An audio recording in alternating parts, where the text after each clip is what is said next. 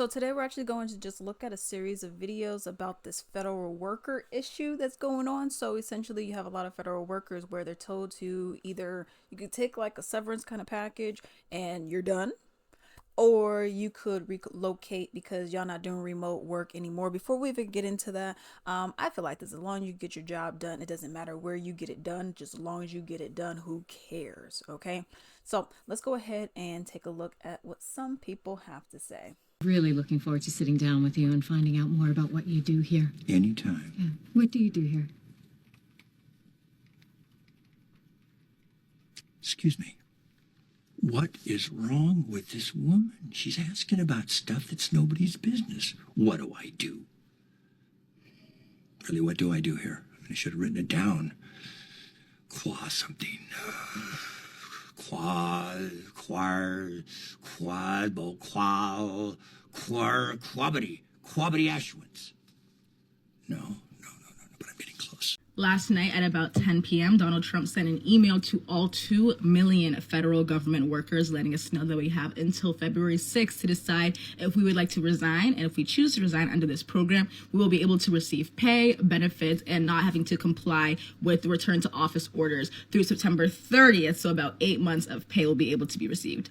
And if we choose not to resign by February 6th and something happens to our agency or our particular role, then we will simply just be fired like any other person, and we will not be able to receive any severance packages. Please, everyone, check on your friends and family who work for the federal government, anyone who receives federal funding in any capacity, student loans, Medicaid. Things just got real. Y'all, it's official. Trump and his shenanigans have affected me. So I am a federal employee, and y'all know he signed an order like 2-3 weeks ago saying all federal employees must go back to the office.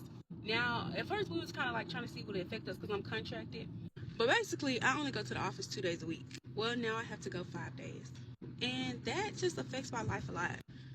Let's not even, for one, gas. I don't use that much. I do work 2 jobs. My other job is like 2 miles from my house. I only going to the office 2 days a week was helpful. I spent less in gas. And then my wardrobe, I gotta buy more clothes now. Food, I have to spend money on lunch. It's just like, etc., etc. I'm very annoyed. But I'm just really annoyed. And my boyfriend, like, I go visit him and stuff, and I could work from home because he's out of town, so I would work from, like, I'm just so annoyed. Now I have to use time to do things that I would do, like, enough of all that. And it's really just me being a brat. I know that. But the thing is, when you got a taste of the good life, you don't want to go back. That's just like, to me, that's just like decreasing my salary. Because, like, I got a taste of something good. Why would I want to go to something different? But yeah, I'm really annoyed. I really want to cry. Like, I'm a spoiled brat. I'm a crybaby. I want to sit in my car and cry.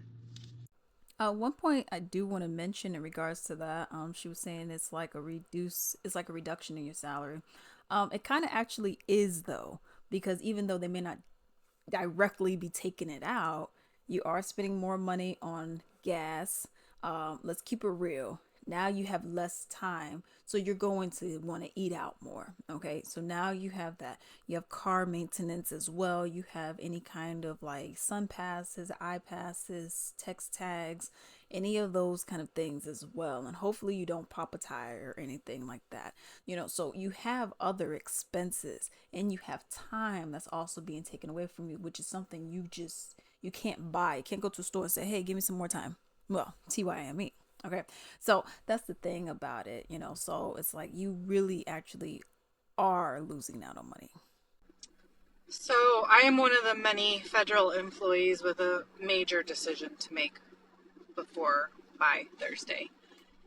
And I am just curious to other federal employees that are out there. Have you heard of anybody who is taking the buyout resignation package? Just curious. I have not been in the government for long. I'm not crazy about my job. And so I was just kind of trying to reach a larger group of people than who I work with to find out, like, what are people thinking? I don't know. I feel like all I'm hearing is like, don't take it, don't take it, don't take it. But is there like a group of people that are like, do it? Why not? Okay, so this is for the people that is saying that federal workers are lazy. I can't speak for nobody else, but I'm going to speak for myself. I work for the United States Air Force, and I work my ass off every day, sometimes with no breaks. So at the end of the day, I can't. Again, I'm not going to speak for them. I'm going to speak for myself. 40 hours a week. Sometimes, again, I take breaks. I work my ass off. It's like I swore in to be in the military. I go hard for the military. I go hard for them. I make sure everything is straight with them to the best of my ability. So whoever or you all are going to say that the federal employees are lazy, I'm not under that category. I'm under a whole different category. The people that work, the people that care about the citizens, that cares about the military. That's me. Again, I work my ass off. I used to be a federal employee, and I'm going to tell you why I don't feel bad for federal employees being forced to come back into the workplace. I worked for the Army Corps of Engineers for almost a year, and the abuses that I saw by government employees was astounding and shocking. I worked as a realty specialist, and that is someone who manages government-owned lands. So when farmers and ranchers lease land to graze cattle, we would manage that. When I was hired, my boss bragged that it was basically impossible to get fired from the federal government, and that in her entire time working for the government, she'd only seen one person fired, and that person assaulted a fellow employee, and she wasn't even fired for assaulting the employee at work. She was fired for lying about it because they caught it on camera. When I worked for the government, we were allowed to work 50% in the office and 50% from home, for the most part. In some cases, if you'd worked there, like I think over 10 years or something, you could actually work from home 3 days a week and work from the office 2 days a week. I use the word work very loosely. One employee spent his time remote working, running his own farm. Another employee bragged about drunk driving and going out to lunch with her friends for margaritas when she was supposed to be remote working. No one would log into their computers, and you can see it because they're not on Teams, and no one ever checked. Ever. There's something called the 80-20 rule where 80% of the work in government is done by 20% of the people, and this is very, very true. People who get a job in the government a lot of times find out that it's very difficult to fire them, and they take advantage of this. One employee would come into the office, his start time would be 6:30, and he knew nobody would be there. And when I came in at 7:30 and I was the next person to come in, he was snoring at his desk every single morning. Another employee would take the government truck on an almost daily basis so that he could go out to lunch and then go and take a nap in his favorite park under a shady tree in the government truck. One of the very first things I did when I started working for the Corps, I spent 3 months cleaning up their real estate files room, which was a disaster. The government is using an antiquated system that was developed sometime in the 90s and using regulations that haven't been updated since the 90s to manage our dams and our government lands. Our government is filled with the most incompetent and most lazy people and an occasional hard worker. And those hard workers are severely punished every time they outwork their colleagues, because then the colleagues realize people will see that they're lazy and they don't want to have to work more. They're just buying time until they retire in almost every case. My point is, some of our government organizations haven't been maintained or updated in so long that you basically need to create a new organization and start from scratch, because there's almost no way to transfer it over. And there's so much red tape in between, it'll never get done. But I know that our government is inefficient because the people working for it are not doing what they need to do to take care of the rest of us.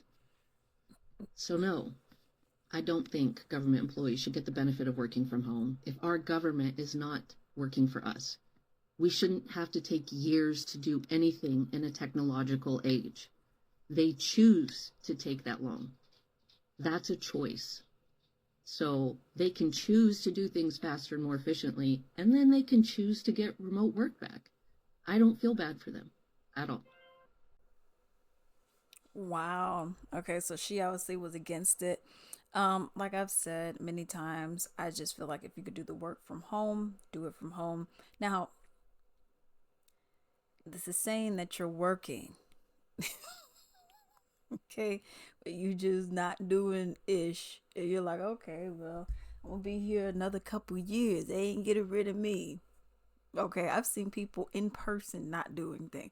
They over there just talking to their homeboy, their homegirl for, freaking 30 minutes in the office. And I'm just like, okay, y'all just gonna be talking, and I just find that to be crazy. Talking to just managers just going around, oh, ha, ha, ha, ha, ha, for 20 minutes. I'm like, okay. So you got a lot of people who just simply don't work. They say, I'm not doing it, okay? And yeah, that's also something I noticed like with the government. I'm like, does everything need to take this long? Okay, because I applied for something. It was probably around like August or July of last year, whatever. I applied for something, and I was talking to my mom, and I was like, how long is this stuff supposed to take? And then she was like, "Oh, well, it's supposed to take." She's like, "It's not supposed to take that long. You should have heard something like a week." I was like, "It's like 3 weeks." It's like I haven't heard anything. She's like, "Did you check the application?" I said, "I checked it." And then she's like, "Oh, I don't know." I'm like, "I don't know either." You know what I mean? So some things do take a longer time, but let me know what you all think about this down below.